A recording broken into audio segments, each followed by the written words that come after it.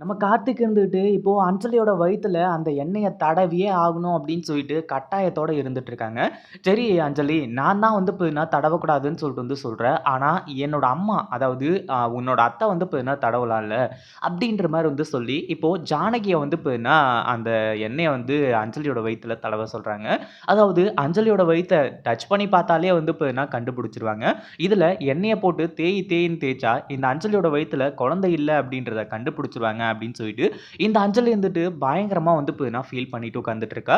இப்ப எப்புட்றா இதுலருந்து தப்பிக்கிறது அப்படின்றமா வந்து நெனச்சிட்டு இருக்கிறது மட்டும் இல்லாம, கார்த்திக் என்ன முட்டாள்தனம் பண்ணிட்டு இருக்கீங்க? அந்த ஜோசியர் சொன்னாரு, இந்த சாமியார் சொன்னாரு, அப்படி இப்படின்னு சொல்லிட்டு என்னென்னமோ சொல்லி, நீங்க வந்து பார்த்தீங்கன்னா நம்ம குழந்தைய இழந்துற போறீங்க. அப்படி இப்படின்றமா வந்து சொல்ல ஆரம்பிச்சுறாங்க.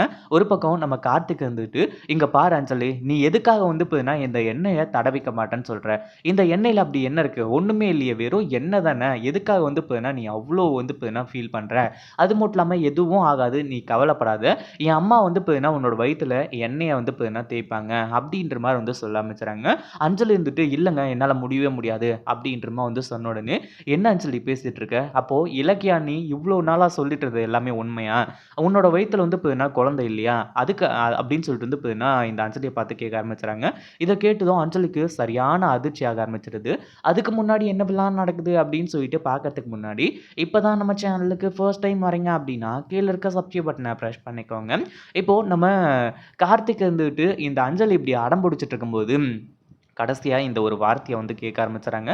இத கேட்டதும் வந்து பார்த்தீங்கன்னா, அஞ்சலி திரு திரு திருன்னு முழிக்க ஆரம்பிச்சுறா. "கார்த்திக் என்ன பேசிட்டு இருக்கீங்க நீங்க?" அப்படின்ற மாரி வந்து கேட்க ஆரம்பிச்சுடுறா. அப்புறம் "என்ன அஞ்சலி, எப்ப பார்த்தாலும் அதாவது டாக்டர் கிட்ட வந்து பார்த்தீங்கன்னா, செக்கப்க்காக கூட்டிட்டு போ, கூட கூட்டிட்டு போ" அப்படின்ற மாரி வந்து சொன்னா, அப்பவும் வந்து பார்த்தீங்கன்னா, நீ கூட்டிட்டு போமாட்ட.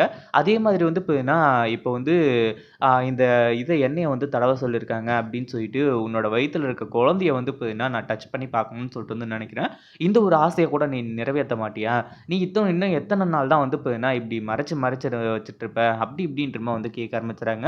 இந்த இடத்துல நம்ம ஜானகி வந்துட்டு, அவன் கேட்கறது எல்லாமே நியாயம் தானே அஞ்சலி. ஏன் இப்படி வந்து பண்ணிட்டுருக்க?